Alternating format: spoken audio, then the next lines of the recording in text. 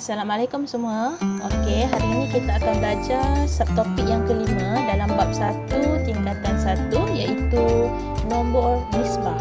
Okey, kita lihat apakah standard pembelajaran yang pelajar perlu kuasai dalam subtopik. Ini adalah standard pembelajaran di mana pada akhir sesi pembelajaran para pelajar haruslah dapat mengenal dan memerihalkan nombor nisbah, membuat pengiraan yang melibatkan gabungan operasi asas aritmetik bagi nombor nisbah mengikut tertib operasi dan menyelesaikan masalah yang melibatkan nombor. Sebelum kita pergi dengan lebih lanjut, yang pertama sekali kita kena tahu apakah nombor nisbah. Okey.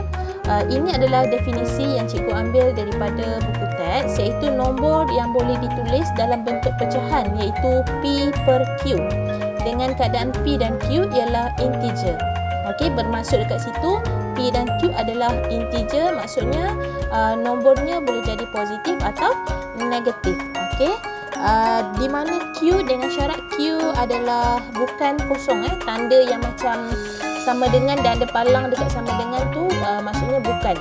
Okey, Q bukan kosong. Itu adalah syarat dia. Kenapa Q bukan kosong? Kerana contohnya kalau nilai Q adalah kosong, contohnya P2 per kosong. Okey, 2 per kosong, jawapan dia kosong. Okey, jadi kosong adalah bukan integer yang kita belajar sebelum ini. Jadi sebab itulah Q tidak boleh jadi kosong. Okey, so kita tengok nombor 2 ni. Bincangkan bagaimana anda menulis nombor itu dalam bentuk P per Q dengan keadaan P dan Q adalah integer. Jadi kalau kita lihat di sini diberi 0.3, negatif 1.25, 1 per 3, 5, negatif 8 dan negatif 2, 2 per 5. Kita nak jadikan dia dalam bentuk P per Q iaitu nombor nisbah. Okey, jadi macam mana kita nak tukarkan perpuluhan kepada ataupun nombor integer ini kepada P per Q. Okey, dalam bentuk pecahan. Okey, contoh yang pertama kita ada 0.3. Okey, 0.3 ini bermaksud 3 per 10. Macam mana cikgu tahu 3 per 10? Okey, disebabkan dekat sini perpuluhan ni dengan nombor 3 ni, perpuluhan dengan nombor 3 ni ada satu tempat perpuluhan. Jadi satu tempat perpuluhan bersamaan 10 iaitu kosong ada satu.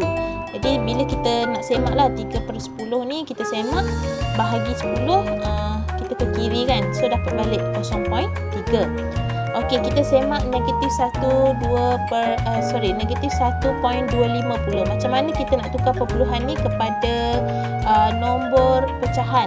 Okey, nombor 2 negatif 125. Okey, sama dengan, senang saja ambil nombor kat depan ni, negatif 1 buat besar-besar. Lepas tu 25 ni letak bahagian atas. Nak per berapa? Tengok ada berapa titik perpuluhan. Okey, ini 1, ini 2. So per 2 tempat perpuluhan maksudnya ada 2 kosong lah. Jadi 100.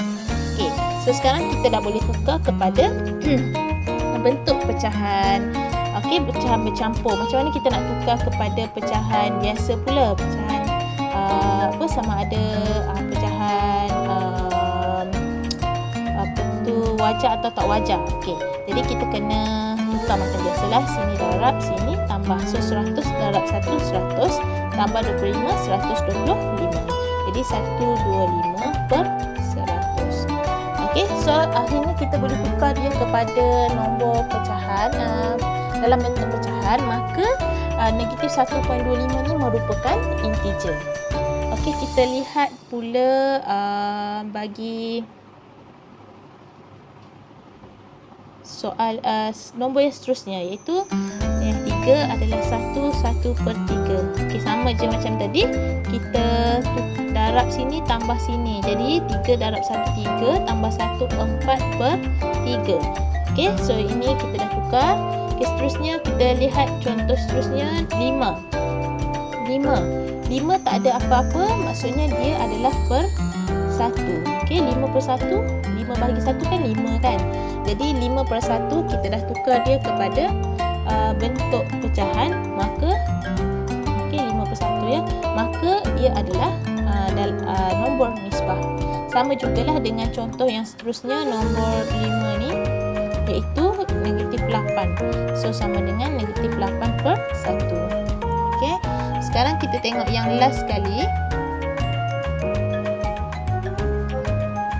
Okey, yang keenam, negatif 2 per 5. Okey, so kita tukar macam biasa, darab dan tambah. 5 darab 2, 10 tambah 2, 12. Negatif 12 per 5.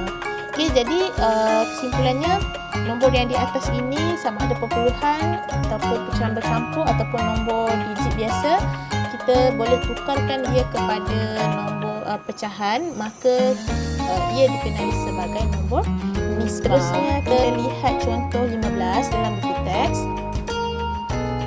Tentukan sama ada 1/4/5, 3/4, negatif 9 dan 3/5 ialah nombor nisbah atau bukan. Jadi kita kena buat semakan satu persatu. Okey, yang pertama 1/4/5. Okey, darab tambah 5 darab 1, 5 tambah 4, 9/5. So, ini adalah nombor nisbah. Okey, yang kedua 3/4. Okey, selagi Q dekat bawah ni penyebutnya bukan kosong, ia adalah nombor nisbah. Okey. Kemudian yang ketiga, negatif 9 seperti yang kita belajar tadi sama dengan negatif 9/1. Maka ia nombor nisbah. Okey, dan yang keempat 3.5, kita tukarkan dia. Macam mana nak tukarkan dia? Iaitu nombor sebelum perpuluhan ni kita buat dia besar-besar. 5. Okey, berapa titik ni? Berapa tempat perpuluhan? 1 sahaja, maka 10 lah. Okey, 3, 5 per 10. Ataupun kita nak tukar kepada pecahan bercampur, 3 darab 10, 30 tambah 5, 35 per 10. Jadi 3.5 ni sebenarnya sama dengan 35/10. Jadi kesimpulannya, semua nombor yang diberi di atas itu adalah merupakan nombor nisbah. Kita nak belajar macam mana kita nak selesaikan masalah yang melibatkan nombor nisbah mengikut tertib, ya. Mengikut tertib bermaksud seperti yang kita belajarlah, bermula daripada kurungan, yang kedua darab atau bahagi, dan yang ketiga baru kita selesaikan tambah atau tolak. Okey, kita lihat contoh yang pertama. Ini cikgu ambil daripada buku teks A, ya. Okey, negatif 0.4 tambah 1/2 darab negatif 1/8. Okey, step yang pertama, disebabkan kita sekarang belajar dalam nombor nisbah, kita akan tukarkan semua kepada bentuk pecahan. Okey, yang maksudnya kat sini 0.4 ni kita kena tukar kepada bentuk pecahan seperti yang kita belajar tadi. Jadi negatif, macam mana kita nak tukar? 4/10. Okey, semua tahu tadi kita dah belajar kan. Okey, disebabkan 0.4 tu ada satu je tempat perpuluhan, maka bahagi dengan 10. Okey, kemudian tambah 1/2 ni kita akan darab dan bahagi. Darab dan tambah. So 2 darab 1, 2 tambah 1, 3. 3/2. Okey, darab. Okey, yang ini kita tak payah tukar apa-apa, kita salin saja. Okey, bila sekarang step pertama kita dah tukar kepada bentuk pecahan, maka step yang kedua kita akan cari mana kurungan yang ada. Okey, kurungan yang ada dekat sini adalah negatif 1/8. Kat sini kita dah tak boleh nak selesaikan apa-apa lagi. Okey, sebab dia dah memang nombor pecahan yang terkecil lah. Okey, jadi kita selesaikan darab atau bahagi. Kat sini ada darab. Okey, ni dia. Okey, kita selesaikan dalam kurungan yang berwarna biru itu. Maka yang tak selesaikan kita salin sahaja. Okey, jadi macam mana kita nak darab? Okey, caranya adalah untuk operasi darab, kita tak perlu samakan penyebutnya macam kita belajar dalam pecahan sebelum ni. Okey, so kita darabkan atas darab atas, bawah darab bawah. Okey, 3 darab negatif 1. So jawapan dia negatif 3 per 2 darab 8. Jawapan dia 16. Okey, so kita dah ke step yang seterusnya lah, yang ketiga. Kita akan selesaikan dalam kurungan. Tengok dalam kurungan 3 dengan 16 boleh tak? kecilkan, tak boleh. Maka kita akan selesaikan di sini, di luar kurungan. Okey. Selesaikan kat sini. Macam yang kita belajar dalam integer sebelum ni lah, jika tandaan yang berbeza, tipsnya adalah dia akan jadi tolak. Okey. So kita saling saja. Negatif 4/10 tolak 3/16. Okey. Okey, so sekarang kita perlu disebabkan operasi di sini adalah operasi tolak, maka kita kena samakan penyebut dia 10 dengan 16 tersebut. Okay, kalau nak senang, senang je lah, darab je 16 dekat sebelah ni. Okey, darabkan saja. Okey, darab 16, darab 10, sini darab 10, iaitu kita tekan kalkulator. 4 darab 16. Jawapan dia negatif 64. Okey, tolak jangan tinggal. 3 darab 10, 30 per 160. Okey. So kita jangan confuse, tekan saja kalkulator sebab tingkatan 1 memang kita benarkan pakai kalkulator. Jadi macam mana nak tekan kalkulator negatif 64 tu? Okey, yang ini ni negatif ni jangan tekan tolak ya, salah. Dalam kalkulator kita ada tandaan sebelah kiri, dia ada macam ni. Cari button ni. Cari button ni, ini adalah tandaan negatif. Jadi kita tekan negatif 64. Okey, kemudian baru tekan tolak. Tekan 30, tekan sama dengan. So dia akan beri jawapan negatif 94. Okey, bahagi dengan 160. Okey, nak tinggal jawapan macam ni pun boleh, ataupun tekan saja negatif 94 bahagi 160, kita tekan sama dengan, dia automatik kecilkan nilai untuk kita, iaitu negatif 47/80. Okey, kita tak payah fikir-fikir lagi macam mana nak nak kecilkan. Okey, kita tekan saja kalkulator. Yang penting jalan kira mesti ada. Okey, selesai bagi soalan A. Kemudian kita akan lihat kepada soalan B. Okey, sekarang kita akan belajar macam mana nak jawab soalan B. Okey, soalan B diberi 18 darab negatif 7/12 tambah 1.5. Okey, kurungan petak tu kita kena selesaikan, baru kita bahagi dengan 0.3. Okey, so step yang pertama disebabkan dalam nombor nisbah kita tukarkan semua bentuk pecahan dan nombor biasa tu kepada perpuluhan kepada pecahan. Okey, jadi 18 akan jadi per 1. Okey, kemudian darab, follow je darab kurungan negatif 7/12. Okey, tambah. Okey, macam mana kita nak tukar? 1/5/10. Okey, cikgu tukar kat sini 1/5/10. Bermaksud kita akan darab dan tambah, kita nak jadikan dia pecahan tak wajar. Okey, so 10 darab 1, 10 tambah 5 sama dengan 15/10. Okey, maka kita nak kecilkan teruslah nilai dia. Okey, kat sini sifar 5. 5 darab 3, 15 kan. So 5 darab 2, 10. So dia dapat 3/2. Okey, kat sini cikgu terus masukkan nilai yang paling kecil untuk memudahkan kita. Okey, kurungan ni jangan tinggal, ikut saja.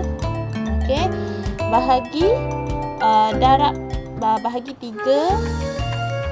0.3 tu bermaksud 3/10. Okey, sekarang kita dah tukar kepada pecahan, bentuk pecahan ataupun bentuk nisbah. Okey, kemudian caranya adalah kita kena selesaikan dalam kurungan petak dahulu, iaitu 18/1 darab negatif 7/12 tambah 3/2.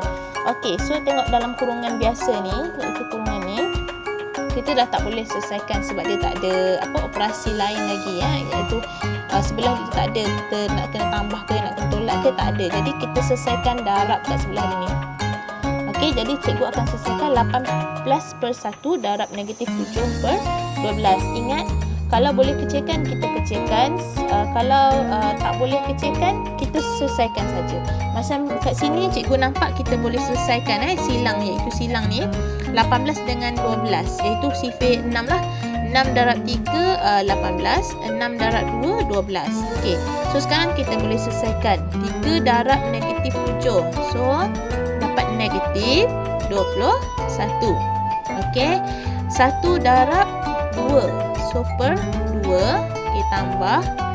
Sini kita dah selesaikan 3 per 2 kat sebelah tu. Okey, letak dalam kurungan, jangan tinggal. Okey, bahagi. Bahagi ni cikgu nak tukar terus. Cikgu tak suka bahagi ni, memang kita akan tukar. So cikgu nak tukar terus lah. So macam mana nak tukar? Kita kena terbalikkan dia punya nilai tu. 10 per 3. Okey. So sekarang dah dapat macam ni. Cikgu sambung kat sebelah ya. Okey. Sekarang untuk selesaikan di sini dalam kurungan ni. Okey, selagi ada kurungan kita selesaikan dalam kurungan lah. Kena penyebutnya 2 dengan memang 2 sama, jadi kita boleh terus selesaikan. Betul, tak payah nak samakan penyebut lagi sebab dia dah sama. Jadi negatif 21 tambah 3 dapat berapa? Hutang RM21, bayar RM3. So kita ada hutang lagi negatif 18. Kalau tak sure, tak pasti juga, tekan saja kalkulator. Negatif 21 tambah 3. Terus dapat jawapan negatif 18. Okay. So negatif 18 per 2. Okay, barulah kita boleh hilangkan kurungan tu. So kita darab saja 10 per 3. Okey, ingat untuk operasi darab bahagi kita tak payah samakan penyebut. Okey. So selagi boleh kecilkan, kita akan kecilkan. Okey, macam mana nak kecilkan dia? Okey, so 2 ni cak potong. 2 dengan 10 boleh kecilkan. 2 1 sini 5. 3 dengan 18 boleh kecilkan tak? Iaitu 3 darab 6, betul tak? So 1 sini 6. So kita dapatlah negatif 6 darab 5. So negatif 30. Okay, per 1 darab 1. So 1. So jawapan dia negatif 30. Okay, so senang saja. Jika kesimpulannya, kalau dapat soalan panjang macam ni, jangan panik, selesaikan step by step, ikut tertib dia, maka kita akan dapat jawapan yang betul. Sekarang kita akan belajar macam mana nak menyelesaikan masalah jika diberi ayat dalam bentuk ayat di mana kita perlu selesaikan masalah. Okey, diberi wang simpanan Noria ialah 120. Dia menderma 3/8 daripada wang simpanannya kepada mangsa banjir. Kemudian dia membeli sepasang kasut yang berharga RM25, 60 sen. Hitung baki wang yang Noria masih ada. So dia nak baki dia lah.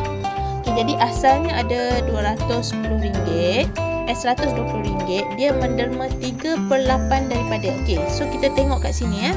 Dia menderma 3/8 daripada. Perkataan daripada ni bermaksud darab. Okey.